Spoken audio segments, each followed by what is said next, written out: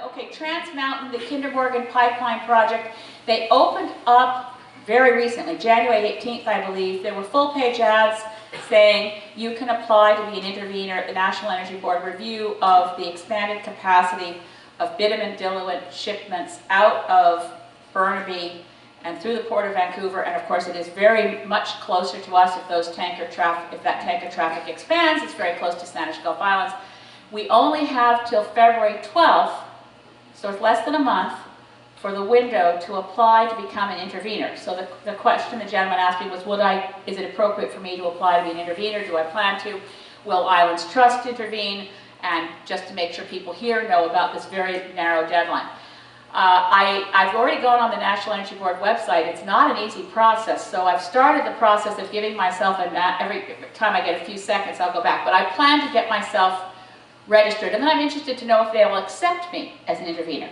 Because we're back to Bill C-38, where they repealed the Canadian Environmental Assessment Act and put in place a bogus act on environmental assessment, which leaves out public participation, essentially. It says that you can participate if you're directly affected.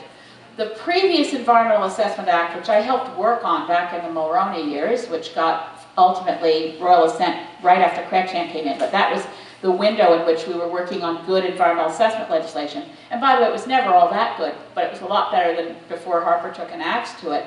But what it used to have as a fundamental foundational pillar of federal environmental assessment in Canada was to encourage public participation.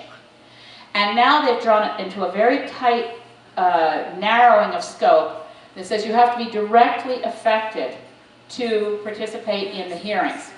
Now, the legal jurisprudence around directly affected is usually taken to mean such a thing as you live next door.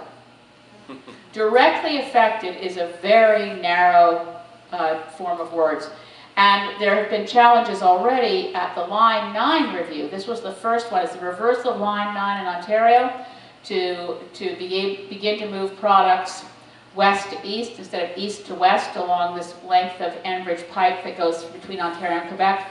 A lot of people have found they can't get in to participate because of this new definition of directly affected. Forest Ethics, by the way, hired Clayton Ruby to go to court to challenge it in relation to Line 9. Depending on when that court case finishes, that could have some implications for the way they're applying it on Kinder Morgan.